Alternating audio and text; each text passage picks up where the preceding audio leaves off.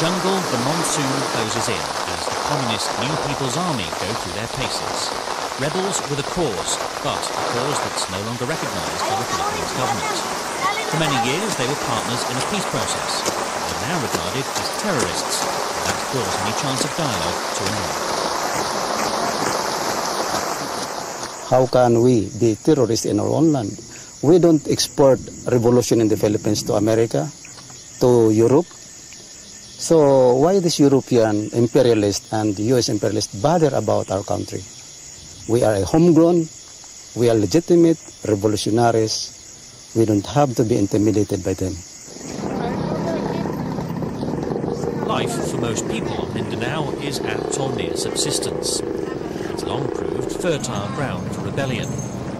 What's changed is the response from the authorities.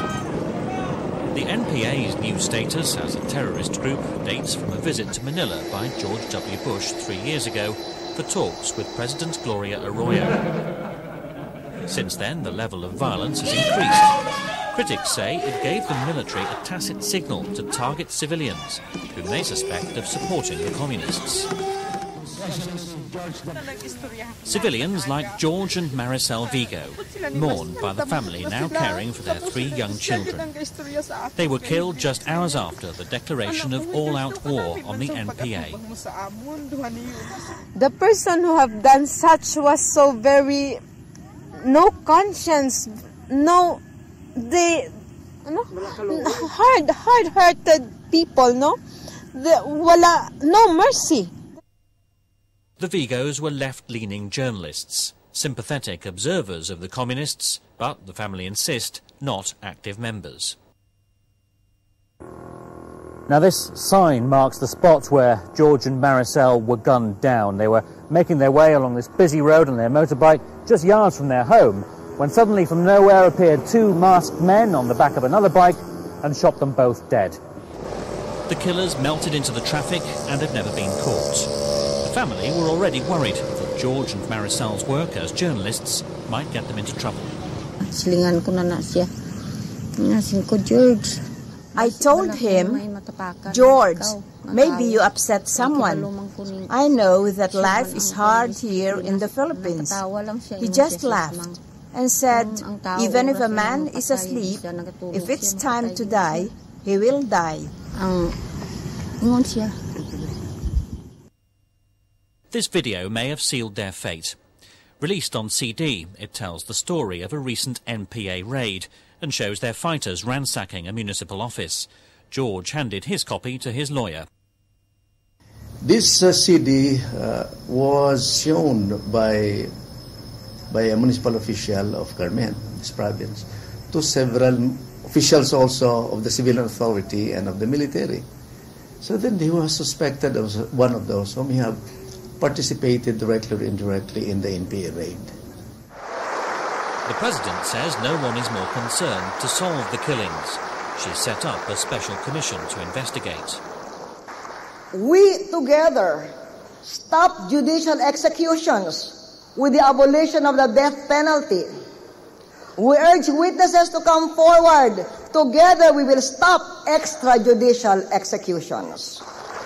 In fact, the opposite is happening. Amnesty International counted 61 unsolved political killings in the first half of this year alone.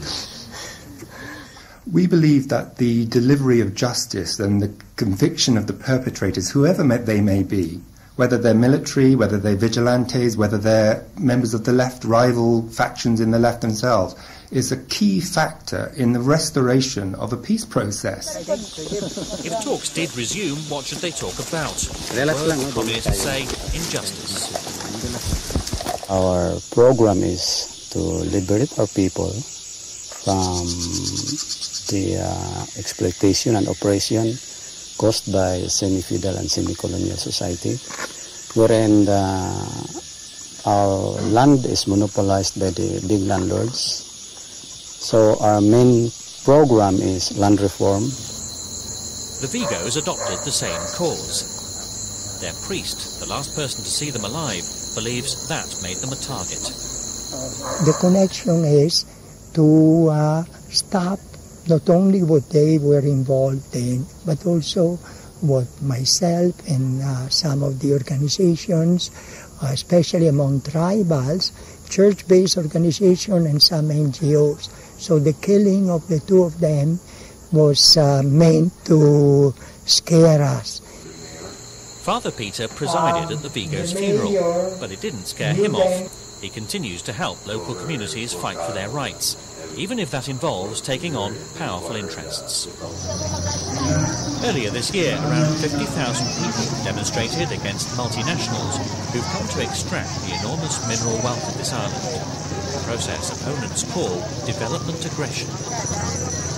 Plantation mining companies coming in because of the organization opposing or objecting to the way their lands are taken over, then we have become also suspected, because usually the foreign companies are given protection by the military. There are 25 new mines being excavated or planned, and with foreign companies in charge, most of the profits will be leaving the country. But what really worries local communities is the threat of damage to the environment, which has been the legacy of mineral extraction in the past. We are fighting what is really morally right. Kung ano ang nakita naton nga tama. An emergency meeting of the campaign to stop a gigantic copper and gold mine from going ahead. These local leaders won a legal challenge, then lost the appeal. This river is basically came from that mountain where the mining operation is ongoing.